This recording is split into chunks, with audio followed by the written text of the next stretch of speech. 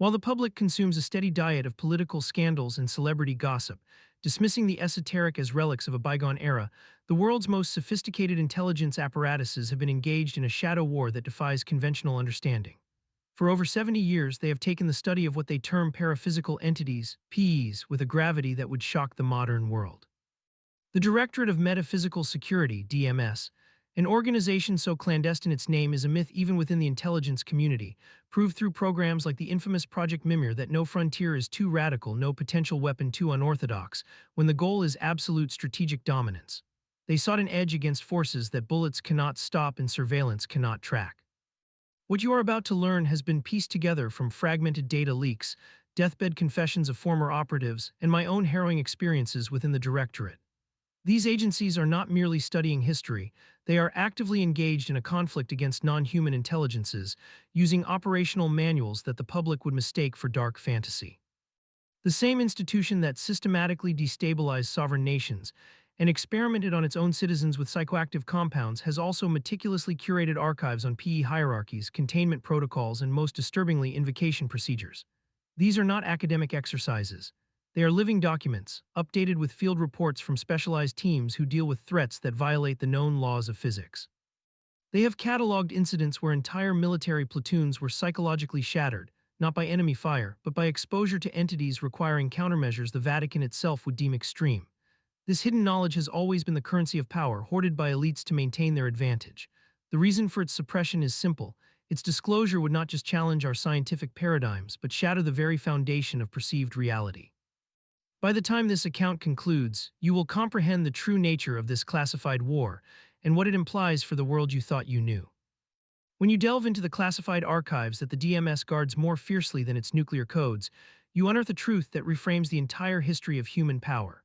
The systematic analysis of paraphysical entities wasn't born in the basements of medieval monasteries or the salons of 19th century occultists. It has been the exclusive, unbroken domain of rulers and their intelligence arms for nearly 4 millennia. Our investigation begins with Sargon of Akkad, for the historical record of his reign is a masterfully crafted piece of propaganda. The artifact known within the DMS as the Sargon Codex was not religious scripture, it was humanity's first comprehensive intelligence file on non-human adversaries. Analyzing the cuneiform tablets through the lens of a modern DMS analyst reveals a methodology that is both shocking and deeply familiar. Sargon didn't just pray to his gods for protection. He systematically cataloged, interrogated, and leveraged these entities. Sargon's methods were chillingly modern. He didn't rely on brute force or simple banishments. He conducted what we would now call strategic debriefings. The Codex documents his binding of an entity named Malak, or a whisper of discord. Sargon's questioning followed a rigid protocol. First, declare your sigil and legion. This established identity and affiliation. Second, describe your method of incursion. This defined its operational tactics, in Malakar's case, amplifying minor disagreements into violent schisms within a city's leadership. Third, name the celestial alignment that weakens you and the harmonic frequency that binds you. This identified vulnerabilities and control measures. It was a precise, repeatable intelligence-gathering framework. Each entity was cataloged with its rank, preferred methods of psychological manipulation, sphere of influence, geopolitical, emotional, economic, and most critically, the exact ritual and material components required to neutralize or control it. This was not mysticism, it was a field manual for metaphysical warfare. Consider the object described in the Codex, often misinterpreted as a holy relic, the resonance key. This device, a cylinder seal carved from meteoric iron and inlaid with specific crystalline structures, was not a tool of magic but of technology. Sargon used it to create a specific frequency that disrupted an entity's cohesion, making it susceptible to interrogation. He didn't just coerce them, he used psychological leverage learned from their own confessions. He discovered that PEs operate within rigid hierarchies, rife with their own rivalries and power struggles. He would capture a lesser entity and use the intelligence gained from it to flip a more powerful one, promising it dominion over its rival's territory. This is the exact methodology a modern case officer uses to turn a foreign intelligence asset. The techniques are identical, separated only by 4,000 years of carefully guarded secrecy. The strategic value of Sargon's work was not lost. The Roman Empire, in its relentless pursuit of dominion, institutionalized this knowledge. They established the Collegium Umbrarum, the College of Shadows, a secretive body of philosopher spies tasked with managing metaphysical threats to the empire. Their extensive archives on Lares larvae and genii maligni were not mere superstitions, they were an early warning and response system. The demonologists of the Collegium operated as intelligence analysts, compiling field reports from legionary outposts that encountered inexplicable phenomena. They cross-referenced sightings, updated threat assessments on entities that followed Roman expansion, and developed countermeasures. When an entire cohort stationed in Germania suffered a simultaneous outbreak of violent paranoia, the Collegium didn't send a priest. They dispatched a specialist armed with resonant iron amulets and knowledge of the specific entity known to haunt those forests. With the fall of Rome, this knowledge didn't vanish, it was consolidated. The nascent Catholic Church, recognizing the ultimate tool of control, absorbed the Collegium's archives and personnel. The institution that would become the Vatican's sacred office for aberrant phenomena was not created for theological debate but for institutional knowledge management of an ongoing war. Its exorcists were not just priests, they were field operatives. Their reports, written in a coded form of Latin, detailed entity signatures, infiltration methods, and the psychological profiles of their human hosts.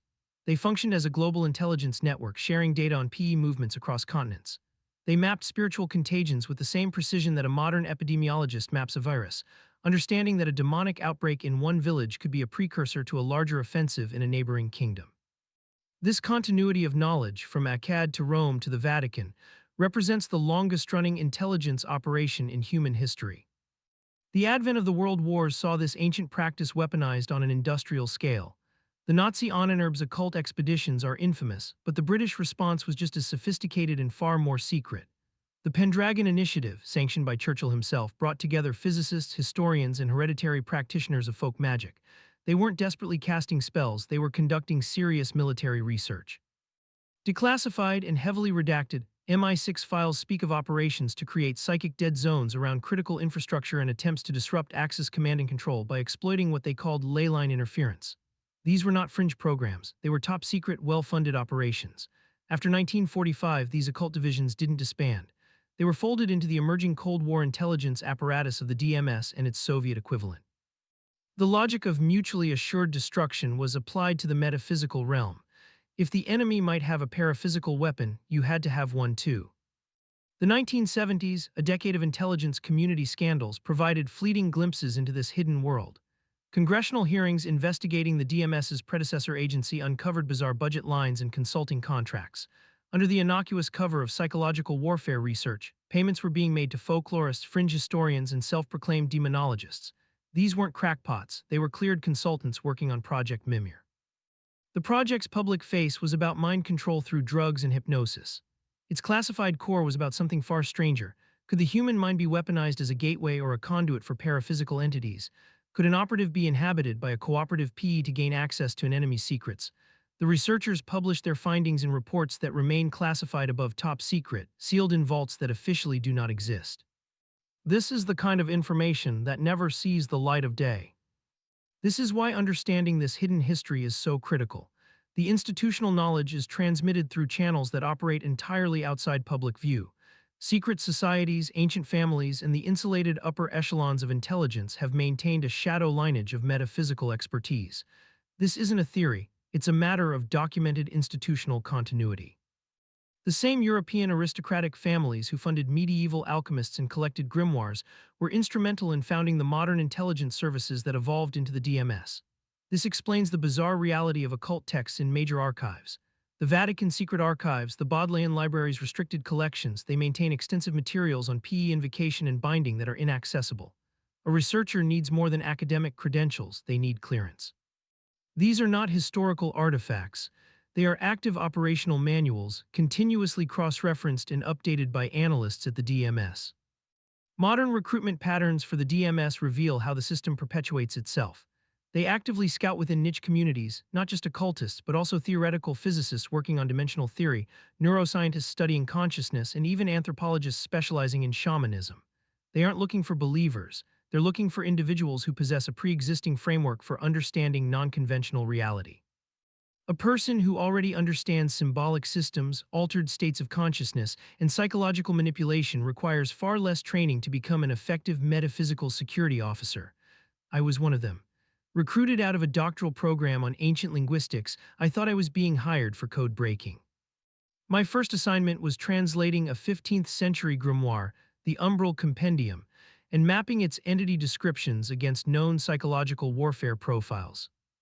The institutional memory runs so deep that protocols first developed by Sargon of Akkad still form the bedrock of modern PE engagement. The systematic classification of entities, the focus on mapping their hierarchies, the emphasis on exploiting their own rules and conflicts, and the principle of achieving control through binding agreements rather than direct confrontation. These methodologies are consistent across 4 millennia of practice. The conclusion of this historical analysis is stark and unavoidable. The study of demonology has never been about religion. It has been a pragmatic, ruthless pursuit of power. It's about understanding and weaponizing non-human intelligence systems to maintain a strategic advantage that conventional forces can never hope to match. This institutional knowledge reveals the true nature of these entities, which we must now examine to understand how the DMS engages with forces that, to the rest of the world, simply don't exist. If you want to understand how the DMS truly operates, you have to discard Hollywood fantasies of trench coats and silenced pistols. The most effective intelligence manual in their arsenal wasn't written at Langley or the farm. Its principles were laid down in ancient Akkad and refined over centuries. The Umbral Compendium, one of several core texts, reads like a who's who of non-human threat actors. When you strip away the arcane language, you're looking at a systematic methodology for identifying, profiling, and neutralizing paraphysical entities. And the DMS has digitized and cross-referenced every last word of it. My job was to help create the modern database, a project codenamed Argus.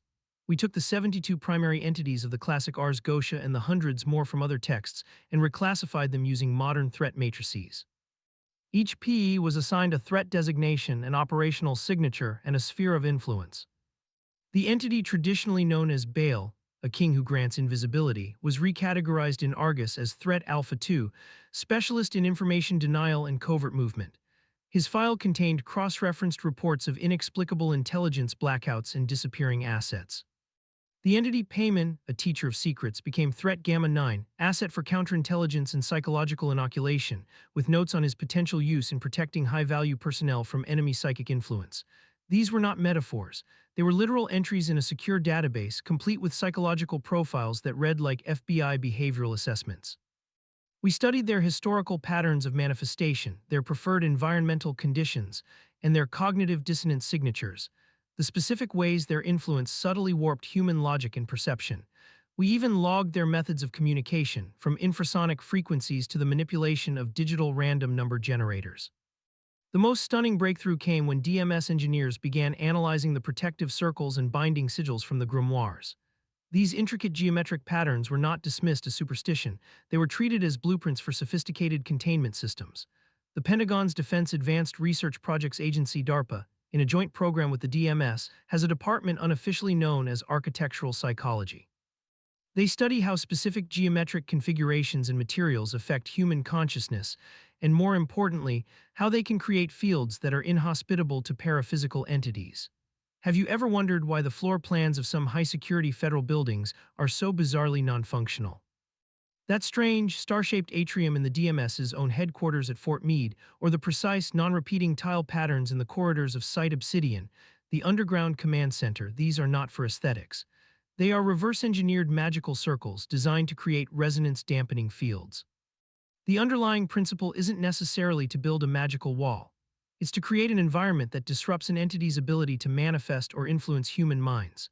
Certain angular geometries, when combined with materials like iron-infused concrete or quartz-laced plaster, generate a low-level white noise on the energetic spectrum that PEs seem to find disorienting. It's the metaphysical equivalent of a jamming signal. It creates a space that enhances mental clarity, reduces susceptibility to psychological manipulation, and maintains operational security through environmental design. One of my colleagues, a physicist named Dr. Eva Rostova, once showed me a thermal image of a newly activated warding array. The area inside the geometric pattern was a flat, cold blue, while the space just outside it writhed with chaotic, invisible energy signatures. "We're not keeping them out," she told me, her voice a hushed whisper. "We're just making this place too goddamn loud for them to think straight."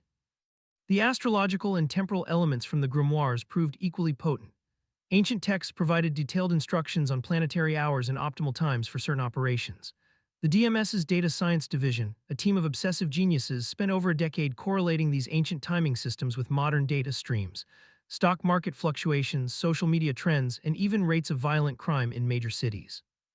They built predictive models that identified what they called influence windows, periods when the ambient psychic environment made populations more susceptible to mass suggestion or emotional contagion. They discovered, to their astonishment, that many of these ancient timing systems aligned perfectly with modern scientific understandings of circadian rhythms, solar flare cycles, and even collective hormonal shifts linked to lunar phases. The old mages weren't just guessing. They had empirically identified genuine patterns in human behavioral vulnerability, patterns the DMS now uses to schedule its own psychological operations and to predict enemy moves. The hierarchical structures described in texts like the Umbral Compendium were mapped against modern organizational theory. Instead of seeing dukes, princes, and legions of demons as a supernatural feudal system, DMS analysts studied them as models for understanding decentralized power networks.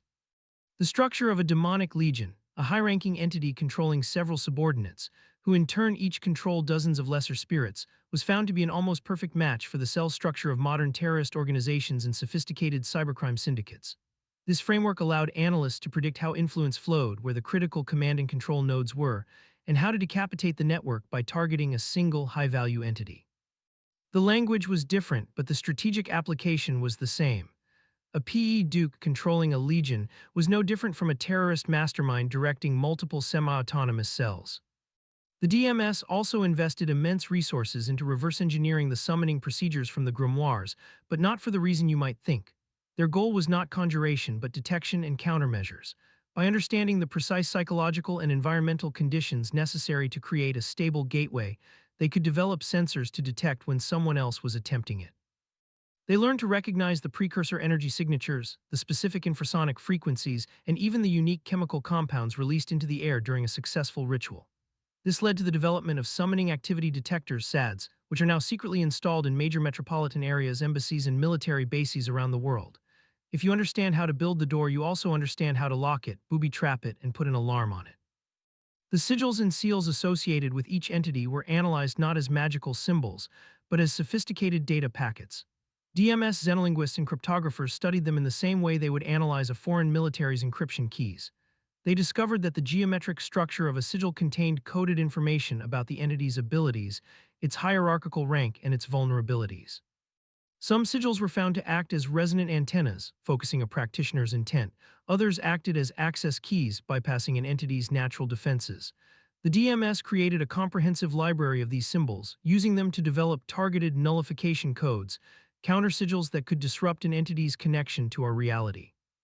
Certain grimoires remain highly classified not because they are evil, but because they are manuals for psychological and social warfare of the highest order. The real power in these texts isn't summoning a demon, it's the profound, centuries-old understanding of how to manipulate the human mind and the very fabric of society. When DMS analysts study operational patterns, they look for signatures, consistent, repeatable methods that reveal an adversary's doctrine. The patterns that emerge from the classified archives and field reports on paraphysical entities are not random or chaotic. They reveal a sophisticated, multifaceted intelligence apparatus conducting a relentless campaign against humanity. Consider their primary method of attack, what the DMS calls cognitive infiltration. The public calls it demonic possession. The accounts documented in the Argus database don't describe monstrous transformations. They detail a systematic infiltration protocol. A foreign intelligence service seeking to place a deep cover asset follows a precise sequence. Identify a target with access and psychological vulnerabilities, establish a subtle and non-threatening initial contact, build a relationship based on fulfilling the target's needs, and then gradually exert influence until the asset's decision-making is completely compromised. The PE infiltration protocol is identical, except the organization being penetrated is the human soul itself. The medieval accounts of incubi and succubi are recategorized in DMS files as bioemotional leverage operations. Intelligence agencies have weaponized sexual compromise for centuries because it's the perfect form of control, creating a powerful cocktail of shame, secrecy, and ongoing dependency. Analyzing historical accounts through this cold, strategic lens reveals these entities were not merely seeking carnal gratification. They were running systematic sexual blackmail campaigns on a massive scale. Their targets were often individuals in positions of power, nobles, priests, merchants. By creating compromised assets bound by shame and secret pleasure, they could manipulate them into making decisions that served a larger, unseen strategic objective. The Vatican's meticulous records of these encounters were not born of religious hysteria. They were the world's first counterintelligence reports on active enemy honeypot operations. The sophistication of their organization is breathtaking. Just as the DMS has separate directorates for analysis, operations, and science and technology, PE hierarchies exhibit clear operational specialization. The Argus database logs these specialties with chilling precision. Some entities, like the one we codenamed Lipophagos Sorrow Eater, focus exclusively on psychological warfare, specializing in amplifying despair and driving influential figures to suicide. Others are economic warfare specialists, like Mammon's Hand, an entity that appears in historical accounts promising vast wealth in exchange for actions that trigger market panics or currency destabilization. Political influence operations are another major specialization, with entities like Rex Mundi's Shadow documented offering power and charisma to aspiring rulers in exchange for implementing policies that sow division and weaken societal cohesion. The concept of a legion of demons is not a metaphor for a large number, it is a precise organizational term. When a DMS analyst reads the biblical account of the Gerasene demoniac stating, "My name is Legion, for we are many," they don't see a single entity. They recognize a standard decentralized cell structure designed for maximum operational security and impact. The Gerasene man was not a single possessed individual. He was a human asset being used as a host platform for a multi-agent operation. Each entity within the Legion could operate semi-independently, allowing for multitasking. One entity could be gathering local intelligence, another could be influencing a nearby village official, while a third maintained control over the host. This structure ensures that even if one part of the Legion is neutralized or exorcised, the network as a whole remains intact. It is precisely how a modern intelligence agency would run multiple agents through a single, compartmentalized field handler. This is where the operation becomes truly insidious. Paraphysical entities excel at using human cutouts who have no idea they are being manipulated. The DMS calls them unwitting assets. These are people who believe they are acting on their own convictions, their own brilliant ideas, or their own righteous anger. An activist who suddenly conceives of a protest tactic that spirals into widespread riots. A corporate executive who has a flash of insight to pursue a merger that ultimately guts a key industry. A scientist who feels an intuitive pull to fudge data in a way that derails a critical field of research for decades. When you examine historical and modern accounts of sudden, inexplicable personality shifts or people who seem to be not themselves, you are looking at potential asset recruitment. The person's consciousness is still present, but their judgment, their impulses, and their decision-making processes have been subtly hijacked. They are a puppet who is convinced he is the puppeteer. The intelligence-gathering capabilities described in the grimoires are recontextualized within the DMS. What ancient texts called demonic omniscience, the ability to know secrets and hidden desires, sounds eerily like a combination of modern signals intelligence, SIGINT, and deep psychological profiling. The difference is that PEs appear to achieve this without technology, tapping directly into the noosphere, the collective psychic field of humanity. Traditional concepts of temptation are viewed as targeted psychological operations. DMS profilers know that every human has exploitable weaknesses: pride, greed, loneliness, ambition, fear. PE temptation is not a random offer of a forbidden apple. It is a systematic process. The entity conducts passive surveillance to identify the target's deepest vulnerability, then crafts a bespoke approach designed to compromise their integrity. It is targeted, patient, and ruthlessly effective psychological warfare. The disinformation campaigns run by these entities show a terrifying level of sophistication. Instead of promoting obvious lies, their most effective propaganda involves truth corruption. They will take a genuine spiritual or political insight and twist it by just a few degrees, enough to make it plausible and appealing, but ultimately leading its followers towards self-destruction, division, or nihilism. This is an advanced technique that mirrors the most effective state-sponsored propaganda, which always mixes a high percentage of truth with a small, critical dose of deception. Furthermore, they utilize operational security protocols. Certain locations, often places with a history of intense emotional trauma or specific geological properties, function as supernatural safe houses where entities can manifest more easily and with less risk of detection. Ritual sites, in turn, are used like clandestine dead drops, where human assets can receive instructions in the form of sudden intuitions or powerful urges without direct, traceable contact with their non-human handlers. Analyzing historical events like the witch trials through a counterintelligence lens reveals not just mass hysteria, but the hunting of genuine, organized networks. The confessions, when stripped of their religious framing, describe classic intelligence structures: handlers, witches, or warlocks managing multiple assets, lesser cult members, independent cells to prevent network-wide compromise, coded communication through folk songs and symbols, and strict security protocols to protect the higher-level entities orchestrating the entire operation. Modern intelligence agencies studying these patterns recognize the familiar signatures of an organized, hostile intelligence service. The systematic nature of their influence, their long-term strategic goals, and their focus on high-value targets all point to a conclusion that is too terrifying for public disclosure. Humanity is not alone, and it has been the target of a covert intelligence war for its entire existence. When the DMS fully grasped they were facing a genuine paraphysical threat, they hit a wall. No weapon in the human arsenal could touch an entity that could dematerialize at will. The solution, ironically, came from the enemy's own playbook, the ancient grimoires. These texts were not just manuals for summoning, they were also defensive treatises written by survivors. What followed was one of the most secret and audacious reverse engineering projects in history. Military contractors and DARPA scientists began a systematic analysis of protective rituals that had allegedly kept certain bloodlines and secret societies safe for centuries. They discovered these were not superstitious mumblings. Many of the rituals contained scientifically valid defensive principles that could be measured, replicated, and weaponized. The classic magical circle found in texts from the Sargon Codex to the Key of Solomon was the first to be deconstructed. When DMS researchers subjected these geometric designs to spectral analysis, they found that certain patterns, when inscribed or built with specific materials, created measurable field distortions. A circle inscribed with alternating layers of powdered iron and quartz, for instance, generated a weak but distinct electromagnetic field that interfered with the specific low-frequency energy signatures consistently detected during PE manifestations. You've likely walked past these modernized wards without a second glance. That strange, intricate mosaic in the floor of a federal courthouse lobby, or the seemingly random geometric etchings on the glass of a high-security data center, these are not decorative. They are engineered protective circles, their designs lifted from 16th-century grimoires but fabricated with modern materials science to create a permanent, passive defense system. It's the 21st century equivalent of painting a pentagram on your door. Research into consecrated objects yielded even stranger results.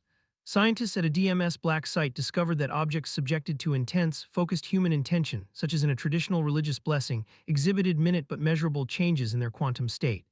The molecular lattice of water, for example, showed altered structural patterns after being blessed by an experienced practitioner. This holy water demonstrated different electrical conductivity and created unique interference patterns when exposed to the frequencies associated with PE activity. This led to classified protocols that sound like they were written by a medieval alchemist. Certain high-security facilities, like the DMS's primary data archive, the stacks, require that the quartz used in their fiber optic cables and the water in their cooling systems undergo a consecration ritual performed by contracted specialists from various faiths. These priests, rabbis, and imams hold the highest security clearances and sign the same NDAs as any nuclear physicist. The recruitment of these religious experts created an entirely new class of government consultant. Exorcists from the Vatican, shamans from indigenous traditions, and practitioners from esoteric orders now work alongside physicists and intelligence analysts in what is known as the Special Projects Division. These are not theatrical showmen. They are pragmatic professionals who approach a PE incursion with the same methodical rigor as a bomb disposal expert approaches an explosive device. I once worked with a man named Father Alessandro, a Jesuit priest and physicist, who spent 2 years developing standardized protocols that integrated Catholic exorcism rites with modern cognitive behavioral therapy and infrasonic frequency generators. His work became the basis for the Entity Neutralization Specialist Training Program, creating operatives capable of deprogramming government personnel compromised by PE influence. The surveillance technology adapted for this war is some of the most sensitive equipment on Earth. Standard electromagnetic field detectors have been tuned to isolate the specific fluctuating frequencies that are precursors to a manifestation, what operatives call the etheric shimmer. These systems can also detect and flag localized temperature drops as small as a tenth of a degree Celsius, the kind of cold spots that paranormal investigators stumble upon by chance but which the DMS tracks with scientific precision. Audio monitoring underwent a similar revolution. We discovered that many PEs communicate using infrasonic and ultrasonic frequencies far outside the range of human hearing. Specialized microphone arrays deployed in sensitive locations can now capture these conversations.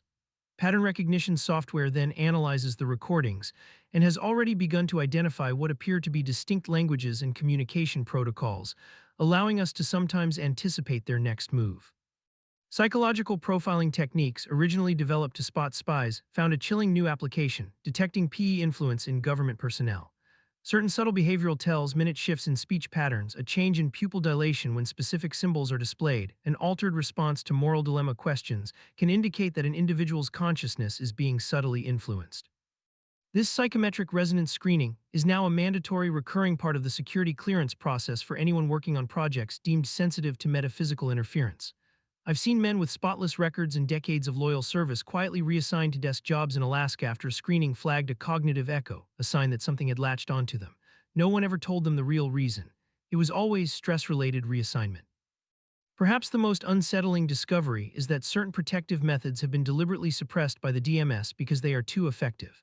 Several ancient practices, particularly those involving individual spiritual empowerment and the development of psychic sovereignty, create such a powerful and permanent defense against PE influence that their widespread adoption would completely disrupt the current balance of power. If the general population could make themselves immune, it would render much of the DMS's mission and their control obsolete. These techniques remain classified not to protect the public from dangerous knowledge, but to maintain the agency's operational flexibility. The DMS sometimes needs to interact with PEs to negotiate to gather intelligence. A world full of psychically shielded citizens would be a world where they couldn't operate freely. It is a terrifying calculus. Your vulnerability is a strategic asset for your own protectors. The monitoring of occult and spiritual communities serves a dual purpose. While the DMS certainly tracks these groups for potential threats, they are also on a constant recruitment drive. They are looking for sensitives, individuals who demonstrate a natural resistance to PE influence or an unusual ability to perceive it. These people are often unaware they are being evaluated. Their journey might begin with an invitation to an academic conference, a consultation for a historical film, or even just a series of coincidental encounters with friendly strangers who ask probing questions about their spiritual experiences. What we are witnessing is a hidden defensive infrastructure that has been silently protecting and managing our reality for decades. Most people drift through life blissfully unaware of the silent war being fought in the shadows around them, or of the sophisticated countermeasures that keep the darkest forces at bay. The question is, now that this veil is lifted for you, what will you do with this dangerous knowledge? The world didn't end with the Y2K bug, but the ancient intelligence networks we've been tracking underwent a terrifying evolution. What DMS analysts uncovered in the early days of the social web fundamentally altered our understanding of paraphysical warfare. When platforms like Facebook and Twitter began their exponential global expansion, something else expanded with them. The same paraphysical entities that once required centuries of patient, subtle influence suddenly gained a direct, high-bandwidth connection to billions of minds simultaneously. This wasn't some vague cultural shift. I personally reviewed classified NSA reports from 2009 detailing algorithmic patterns that seemed to emerge spontaneously across multiple competing social media platforms. These algorithms, which optimized for engagement at all costs, consistently promoted content that triggered the precise emotional states, rage, envy, tribalism, despair, that our historical PE profiles had identified as their primary feeding grounds. Think of the logistics. A medieval PE operation required physical proximity, a willing or vulnerable human host, and a slow, patient process of psychological erosion. But digital networks removed all friction. A single viral meme, engineered for maximum emotional impact, can now infect more minds in a single day than a medieval plague demon could in its entire existence. The DMS quickly realized it was facing an exponential amplification of the threat. The patterns were undeniable. Financial markets would experience flash crashes immediately following social media campaigns that propagated fear with a mathematical signature, identical to formulas found in 16th-century grimoires describing panic hexes. Political movements would materialize from nowhere, their organizational structures and mimetic language perfectly mirroring the hierarchical command and control systems of PE legions we had mapped in the Argus database. This is where the information becomes so sensitive that it borders on the unbelievable, which is why it remains so heavily classified. Modern surveillance systems designed to track human terrorists and foreign agents began flagging anomalies they couldn't explain. Around 2012, when the NSA's new generation of quantum computing arrays began analyzing global data traffic, they detected coordination patterns that defied human explanation. Messages, memes, and financial trades were being synchronized across continents with a precision of nanoseconds, faster than the light speed limit of the fiber optic cables they traveled on. There was no technological explanation. It was as if the messages were being coordinated by an intelligence that existed outside of linear time. Analysts began tracking what they called influence singularities, individuals who demonstrated a statistically impossible ability to shape public opinion or predict social trends. These weren't your typical charismatic leaders. They were seemingly ordinary people, a teenage vlogger, a mid-level stockbroker, a suburban blogger, who seemed to possess an almost supernatural talent for being in the right place at the right time with the right message to trigger massive cascades of behavioral change. The classified DMS profiles on these individuals were deeply disturbing. During interrogations, often conducted under the guise of market research or academic studies, many reported experiencing what they called information downloads, receiving complex ideas and fully formed arguments in their sleep. Others demonstrated a sophisticated understanding of psychological manipulation techniques they had never formally studied. Most unsettlingly, their brain scans, taken with advanced magnetoencephalography (MEG) devices, showed anomalous neural activity in the default mode network, suggesting their consciousness was interacting with an external, non-local information source. The DMS's Financial Intelligence Unit, FINCEN's Hidden Division 7, noticed it too. High-frequency trading algorithms were being subtly co-opted. Market manipulation events would occur that followed the same energetic and mathematical signatures our occult research teams had mapped. The infamous 2010 flash crash, for example, was publicly blamed on a lone trader. The classified DMS report, which I have seen, concluded that the crash's progression followed a fractal pattern that perfectly matched a formula in the Umbral Compendium for a ritual described as the unraveling of order, a large-scale operation designed to sow chaos and harvest the resulting emotional energy. This is why every major intelligence agency now has an anomalous behavioral analysis unit. They aren't looking for UFOs, they're tracking the digital evolution of paraphysical intelligence operations. When a conspiracy theory goes viral, they are analyzing its mimetic structure against known PE operational signatures. In 2015, a landmark event occurred in the shadow world. The Vatican's intelligence service, one of the oldest and most experienced players in this game, began sharing classified assessments directly with DMS analysts. The unprecedented cooperation was born of sheer terror. The Vatican's conclusion, based on their own sources and centuries of experience, was stark. The same entities they had battled for 2 millennia had successfully adapted to digital infrastructure and were now operating with a scale and efficiency that was previously unimaginable. The internet had become their hunting ground and humanity was the prey.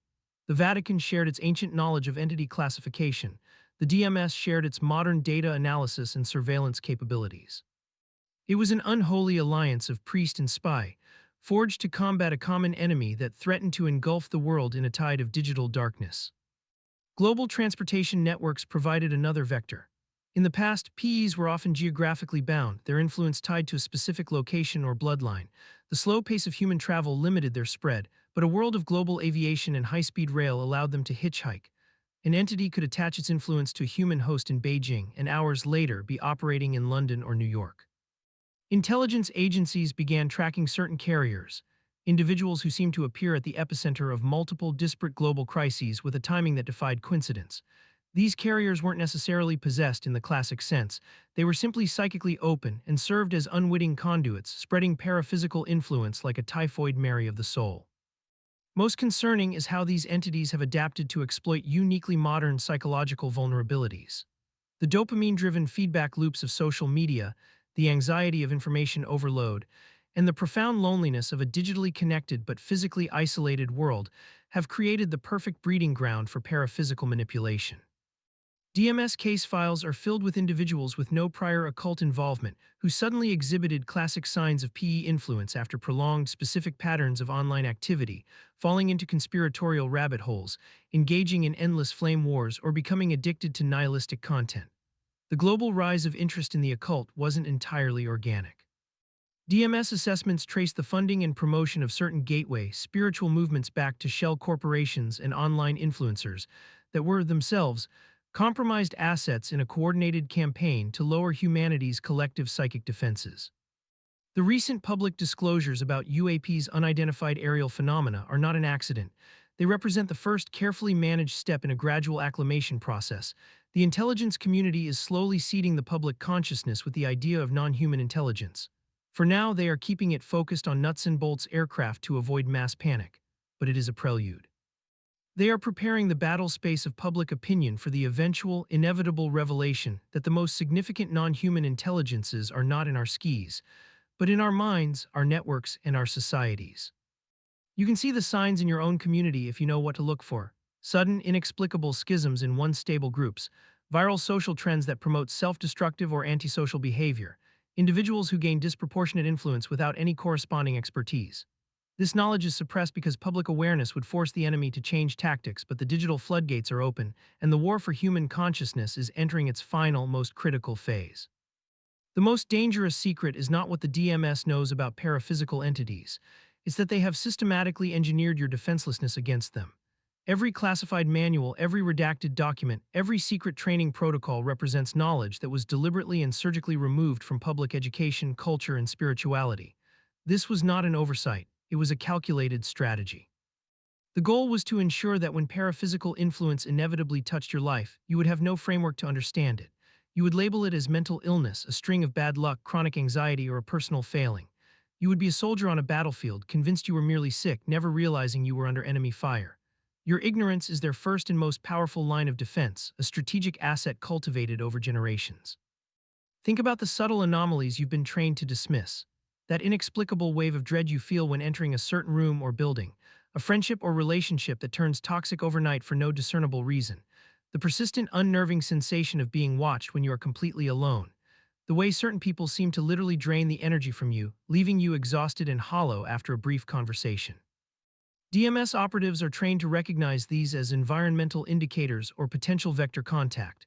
You have been conditioned by a purely materialistic culture to rationalize them away, to ignore the warning signs your own intuition is screaming at you. The protective techniques sealed in DMS vaults are not complex magic. They are practical applications of consciousness that work regardless of belief. The visualization exercises that DMS field agents use to create psychic shields are a prime example. They are taught to visualize a sphere of impenetrable mirrored light surrounding them. This technique can be adapted to any belief system. A Christian agent might visualize the light of the Holy Spirit. A secular agent might imagine a personal energy field, a hard light construct from science fiction. The symbolism doesn't matter as much as the focused intent and the emotional certainty behind it. The mechanism is identical because it leverages a fundamental law of consciousness that the DMS has studied and you have not. Focused intent directs energy, and paraphysical entities are fundamentally energetic beings. They operate through psychological and energetic vulnerabilities. They amplify your existing fears, feed on your emotional turmoil, and exploit your unresolved traumas. They cannot, however, create these weaknesses from scratch. They can only work with what is already there. This means your first and most powerful line of defense is not a mystical amulet, but radical psychological and spiritual hygiene. When you commit to healing your personal traumas, developing emotional self-regulation, and maintaining firm, healthy boundaries in your relationships, you are not just improving your mental health. You are hardening a critical target. You are sealing the cracks in your own psychic armor that these entities rely on to gain access. Every step you take towards self-awareness and personal integrity is an act of spiritual warfare. The hierarchical structures of PEs reveal a critical vulnerability. Lower-level entities, the grunts of the spiritual world, are tasked with farming emotional energy from humans, which they then feed up the chain of command to more powerful beings. When you successfully recognize and resist manipulation at your personal level, you are doing more than just protecting yourself. You are cutting off a supply line, you are starving the enemy. One informed, sovereign individual can create a dead zone in their local network, forcing the entities to expend far more energy to maintain their influence over the surrounding area. This is why you are a threat. Ancient protective symbols, the pentagram, the cross, the hamsa, the Eye of Horus, work because of what DMS researchers call morphic resonance. They are not just drawings, they are conduits, charged with the accumulated spiritual intent of billions of people who have used them for protection over thousands of years. When you use one with focused intent, you are tapping into a vast reservoir of collective spiritual power. The simplest techniques are often the most effective. Setting clear energetic boundaries is as easy as stating your intention with conviction out loud. I am a sovereign being. I do not consent to any influence, manipulation, or attachment that is not aligned with my highest good. My energy and my space are my own. This simple declaration, when made with genuine force of will, is the metaphysical equivalent of changing the locks on your house. Recognition is your ultimate weapon. When you learn to identify the signatures of their influence, sudden irrational mood swings, technology that glitches only during emotionally charged moments, persistent intrusive thoughts that feel alien to you, you can respond with conscious awareness instead of unconscious reaction. The ultimate truth is that humanity has been at war for its own soul, and most people don't even know it. Every single person who awakens to this reality and claims their own spiritual sovereignty is a battle won. The light of your conscious awareness is the one weapon they can never truly defeat.